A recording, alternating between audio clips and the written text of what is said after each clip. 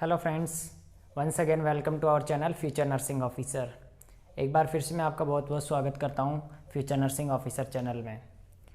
Today our topic is pulmonary oedema. आज का अपना टॉपिक है जो कि बहुत ही इंपॉर्टेंट है एमएसएन का। पल्मोनरी एडिमा क्या होता है? तो पल्मोनरी एडिमा स्टार्ट करने से पहले अगर आप चैनल के लिए नए हैं तो चैनल को सब्सक्राइब कर ले और बेल आइकन को भी प्रेस कर ले। तो स्टार्ट करते हैं कि पल्मोनरी एडिमा क्या होता है। पल्मोनरी एडिमा का मतलब क्या होता है कि जो abnormal accumulation of fluid in the lungs, कि एबनॉर्मल एक्यूमुलेशन ऑफ फ्लूइड यानी फ्लूइड का एक्यूमुलेशन हो जाता है लंग्स के अंदर एबनॉर्मल यानी कि नॉर्मल से ज़्यादा। तो ये होता है pulmonary oedema, abnormal accumulation of fluid in the lungs के अंदर एबनॉर्मल एक्यूमुलेशन हो जाता है फ्लूइड का। अब ये हो तो जाता है लेकिन ये होता क्यों है, यानी उसके पीछे क्या रीज़न है, क्या इटियोलॉजी है, वो अपन डिस्कस करेंगे। तो इसकी जो कोजेज़ है या इटियोलॉजी है वो अपन ने 2 टाइप्स में डिवाइड किया है। एक तो कार्डियोजेनिक कोजेज़ और दूसरा non cardiogenic causes. Cardiogenic causes का मतलब क्या होता है कि जो कि कार्डियक सिस्टम से रिलेटेड होता है। तो अगर सबसे पहले कार्डियोजेनिक में है CCF या हार्ट फेल्योर। अगर पेशेंट को कंजेस्टिव कार्डियक फेल्योर या हार्ट फेल्योर हुआ है, एक ही बात है, दोनों एक ही टाइम है, कंजेस्टिव कार्डियक फेल्योर या हार्ट फेल्योर। तो अगर कंजेस्टिव कार्डियक फेल्योर हुआ है तो क्या होगा कि जो फ्लूइड का एक्यूमुलेशन है वो कहाँ पे होगा, पल्मोनरी एडिमा हो जाएगा, यानी कि लंग्स के अंदर फ्लूइड का एक्यूमुलेशन हो जाएगा। फिर आता है बात नेक्स्ट कार्डियोमायोपैथी। अगर कार्डियोमायोपैथी हुआ है, कार्डियोमायोपैथी क्या होता है? कार्डियोमायोपैथी का मतलब होता है कि जो कार्डियक मसल्स है उसके अंदर एनलार्जमेंट हो जाना, हाइपरट्रॉफी हो जाना।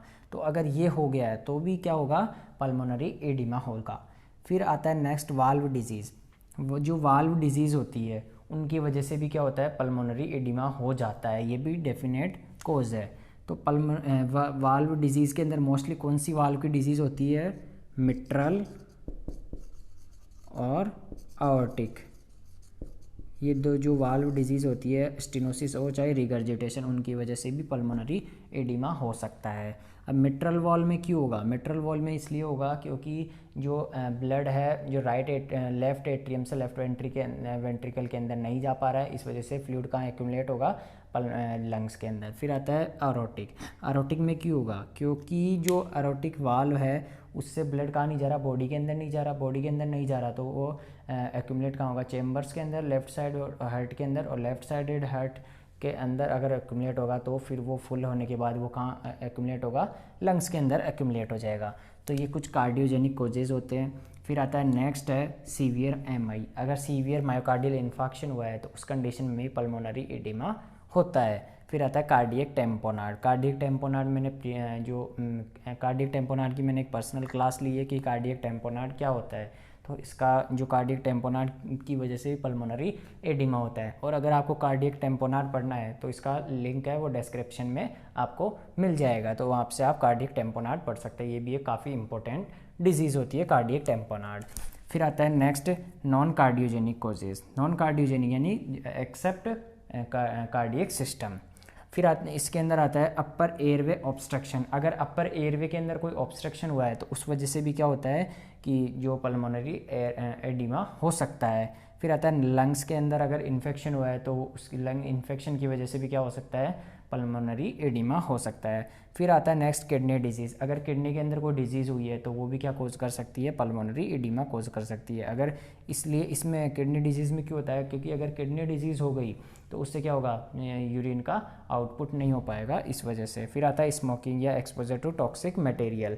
स्मोकिंग करने की वजह से भी पेशेंट को पल्मोनरी एडिमा हो सकता है, या फिर कोई ऐसे केमिकल और टॉक्सिक मटेरियल और टॉक्सिक सब्सटेंस हो जिनके एक्सपोजर में आने की वजह से भी क्या हो सकता है, पल्मोनरी एडिमा हो सकता है।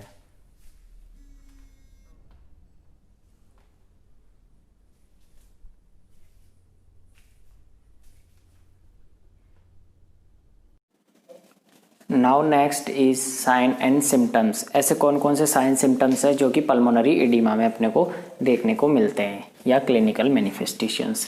तो इसके अंदर जो मोस्ट कॉमन यानी कि जो कि हर पेशेंट के अंदर देखने को मिलेगा वो है डिफ़िकल्टी इन ब्रीथिंग। पेशेंट को सांस लेने के अंदर डिफ़िकल्टी होगी। ऐसा क्यों होगा? ऐसा इसलिए होगा क्योंकि पेशेंट के जो लंग्स है वहाँ पे फ्लूइड का एक्यूमुलेशन हो रहा है, इस वजह से। फिर आता है नेक्स्ट हेमोप्टाइसिस। पेशेंट को हेमोप्टाइसिस होगा। हेमोप्टाइसिस का मतलब क्या होता है कि जब पेशेंट कफ करेगा उसके अंदर ब्लीडिंग होगी। फिर आता है नेक्स्ट स्वेटिंग। पेशेंट को एक्सेसिव काफ़ी मात्रा में स्वेटिंग देखने को मिलेगी पेशेंट को। फिर आता है एंजाइटी या पेल स्किन। एंजाइटी होगी पेशेंट को, पेल स्किन का कलर पेल क्यों होगा? पेल इसलिए होगा क्योंकि आगे फ्लड जो ऑक्सीजन की सप्लाई है बॉडी के अंदर वो कम हो पा रही है, क्योंकि फ्लूइड का एक्यूमुलेशन ब्लड का लंग्स के अंदर हो रहा है, इसलिए। फिर आता है production of pinky through the sputum, कि जो स्पुटम होगा उसका कलर कौन सा होगा? पिंक कलर का होगा, तो वो पिंकी थ्रू द स्पुटम। ये बहुत ही इंपॉर्टेंट क्वेश्चन है, यहाँ से ये क्वेश्चन बनता है कंपटीशन एग्जाम में। ये क्या है? Classical sign of pulmonary oedema. पूछ लिया क्वेश्चन की क्लासिकल साइन कौन सा होता है पल्मोनरी एडिमा का, तो वो होता है पिंकी थ्रू द स्पुटम। ये काफ़ी इंपॉर्टेंट क्वेश्चन है। फिर पेशेंट को एंकल्स के अंदर एडिमा भी देखने को मिलेगा अपने को। चेस्ट पेन पेशेंट कंप्लेन करेगा, पेशेंट को नींद नहीं आएगी, इंसोम्निया होगा और पेशेंट को फटीग भी होगा। तो ये थे इसके कुछ साइन एंड सिम्टम्स जो कि बहुत ही इंपॉर्टेंट है इसके पल्मोनरी एडिमा के साइन एंड सिम्टम्स। फिर इसके बाद आती है इसकी पैथोफिजियोलॉजी की। इसकी पैथोफिजियोलॉजी क्या होती है पल्मोनरी एडिमा की?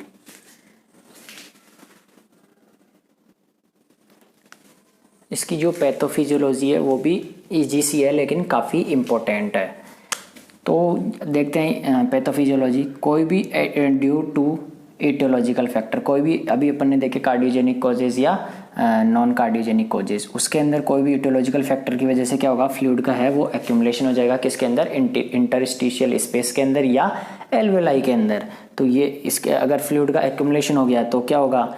लंग्स के अंदर अगर ज़्यादा फ्लूइड का एक्यूमुलेशन हो जाएगा तो उससे क्या होगा कि इम्पेयर्ड है वो ब्रीथिंग जो एक्सचेंज हो रही है गैसेज, उसका इम्पेयरमेंट हो जाएगा। Impairment in the breathing gas exchange, gas के अंदर इम्पेयरमेंट हो जाएगा, इम्पेयर्ड गैस एक्सचेंज। और ये होने की वजह से क्या होगा? फाइनली रेस्पिरेटरी फेल्योर भी हो सकता है। तो इसकी ये पैथोफिजियोलॉजी है। एक बार वापस से देखते हैं। Due to aetiological factor fluid accumulate in the interstitial space या एल्वेलाई के अंदर। फिर ये अगर फ्लूइड एक्यूमुलेट हो जाएगा उसकी वजह से क्या होगा? जो गैस एक्सचेंज है वो भी इम्पेयर्ड हो जाएगी और उससे क्या होगा? रेस्पिरेटरी फेल्योर हो जाएगा। तो ये थी इसकी पैथोफिजियोलॉजी। पैथोफिजियोलॉजी के बाद देखते हैं इसके डायग्नोस्टिक इवेल्युएशन। ऐसे कौन कौन से डायग्नोस्टिक इवेल्युएशंस है जिनकी वजह से अपने को पता लग सकता है कि पेशेंट को पल्मोनरी एडिमा हुआ है। तो इसकी जो डायग्नोस्टिक इवेल्युएशन है वो काफ़ी ईजी है। तो देखते हैं। सबसे पहले तो हिस्ट्री कलेक्शन, पेशेंट की हिस्ट्री कलेक्ट करेंगे। अब हिस्ट्री कलेक्शन में क्या करेंगे? पेशेंट को हिस्ट्री कलेक्शन में अपन देखेंगे कि पेशेंट या कोई भी ऐसे फैक्टर्स तो नहीं है, रिस्क फैक्टर, जिनकी वजह से पल्मोनरी एडिमा हो सकता है। जैसे स्मोकिंग करता हो पेशेंट या एक्सपोजर में हो, कोई भी ऐसे टॉक्सिक मटेरियल्स में जिनकी वजह से पल्मोनरी एडिमा हो सकता है। या पेशेंट को कोई पहले हार्ट अटैक आया हो या फिर या कोई भी हार्ट की जो भी कोई डिजीज़ है वो पेशेंट को हो तो नहीं रखी है, या कोई इन्फेक्शन तो नहीं हुआ है पेशेंट को जैसे अपर रेस्पिरेटरी इन्फेक्शन हो गया, वो सब अपन हिस्ट्री कलेक्शन में करेंगे। इसके अलावा नेक्स्ट आता है फिजिकल एग्जामिनेशन। फिजिकल एग्जामिनेशन करेंगे पेशेंट का। फिजिकल एग्जामिनेशन में पेशेंट को ब्रीथिंग पैटर्न देखेंगे, वाइटल साइंस लेंगे और जो भी ब्रीथिंग टेम्परेचर वगैरह, पल्स वगैरह, हार्ट रेट, वो अपन इसके अंदर देखेंगे। और स्कल्ट करेंगे चेस्ट के अंदर जो ब्रीथिंग साउंड है उसको भी। फिर आता है नेक्स्ट है ईसीजी करेंगे। ईसीजी के अंदर भी इसके अंदर चेंजेस देखने को मिलेंगे क्योंकि ब्लड की सप्लाई नहीं हो रही है किसको? हार्ट को।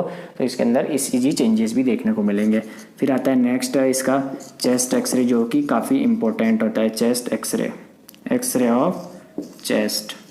इसके अंदर अपने को पता लग जाएगा कि पेशेंट के जो फ्लूइड का एक्यूमुलेशन हो रखा है लंग्स के अंदर, वो अपने को चेस्ट एक्सरे के अंदर विजुअलाइज हो जाएगा। इसके अलावा अपन सीटी स्कैन भी कर सकते हैं। सीटी स्कैन में भी अपने को फ्लूइड का एक्यूमुलेशन हो रखा है वो अपने को दिख जाएगा या पता लग जाएगा। तो ये थे इसके कुछ डायग्नोस्टिक इवेल्युएशंस। फिर इसके बाद इसका जो नेक्स्ट है, एक और डायग्नोस्टिक इवेल्युएशन कर सकते हैं, इकोकार्डियोग्राफी। इकोकार्डियोग्राफी में भी अपने को पता लग जाएगा कि जो भी स्ट्रक्चर है, जो भी ट्रांसड्यूसर के थ्रू ट्रांस इसोफेजियल इकोकार्डियोग्राफी के थ्रू इसोफेगस के अंदर ट्रांसड्यूसर डाल के और वहाँ की जो इमेज है वो कैप्चर की जाती है, उसे बोलते हैं ट्रांस इसोफेजियल इकोकार्डियोग्राफी। तो इसके अंदर भी जो फ्लूइड का एक्युमुलेशन है वो अपने को देखने को मिल सकता है या मिलेगा। फिर इसके बाद आता है इसका मैनेजमेंट। इसका जो मैनेजमेंट होता है पल्मोनरी एडिमा का, वो मेडिकल मैनेजमेंट होता है। मेडिकल मैनेजमेंट के थ्रू अपन इसे ट्रीट कर सकते हैं। तो इसका मेडिकल मैनेजमेंट में सबसे पहले जो इम्पोर्टेंट है या फर्स्ट प्रायोरिटी है वो है ऑक्सीजन थेरेपी। पेशेंट को ऑक्सीजन प्रोवाइड करना है, क्योंकि पेशेंट को ब्रीथिंग डिफ़िकल्टी हो रही है और फ्लूइड का एक्युमुलेशन होने की वजह से लंग्स के अंदर पेशेंट अच्छी तरह से ब्रीथिंग नहीं कर पा रहा है। इस वजह से पेशेंट को ऑक्सीजन थेरेपी देंगे सबसे पहले। फिर मॉर्फिन क्या होती है? एनाल्जेसिक्स होती है। एनाल्जेसिक्स यानी पेशेंट को पेन हो रहा है, इस वजह से मॉर्फिन देंगे। पेशेंट को चेस्ट पेन वगैरह हो रहा है इसलिए। फिर आता है डायूरेटिक्स। डायूरेटिक्स क्यों देंगे? डायूरेटिक्स इसलिए देंगे क्योंकि जो फ्लूइड का एक्युमुलेशन है उसको कम किया जा सके, यानी कि उस जो यूरिन आउटपुट है उसको इंक्रीज किया जाए, इसलिए डायूरेटिक्स देंगे। डायूरेटिक्स का एग्जाम्पल होता है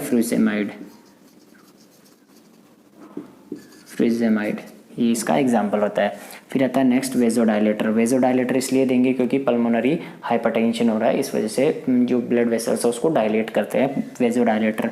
इसका जो एग्जाम्पल है वो होता है, मोस्ट कॉमन जो यूज में लिया जाता है वो होता है नाइट्रोग्लिसरीन। फिर आता है नेक्स्ट एंटी हाइपरटेंसिव ड्रग। ऐसी ड्रग्स देनी है जो कि हाइपरटेंशन के अंदर दी जाती है, जिससे कि जो हाइपरटेंशन है, पेशेंट का जो ब्लड प्रेशर बढ़ा हुआ है, वो पल्मोनरी हाइपरटेंशन हो रखा है, वो कम हो सके। तो ये इसका मेडिकल मैनेजमेंट है पल्मोनरी एडिमा का।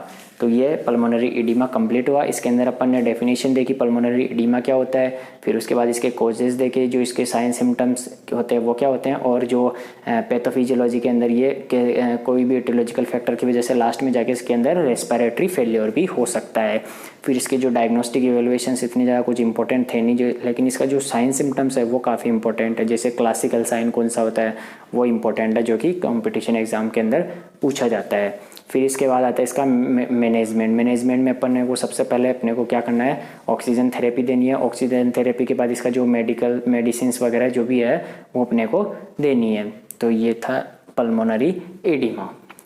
अगर आपने अभी तक चैनल को सब्सक्राइब नहीं किया तो चैनल को सब्सक्राइब कर ले। और हाँ, एक बात का ज़रूर ध्यान रखें कि अपने जो फ्रेंड सर्कल है, जो भी नर्सिंग वाले अपने फ्रेंड्स वगैरह, जो भी दोस्त वगैरह हैं, उनके साथ इसे शेयर करना बिल्कुल भी ना भूलें।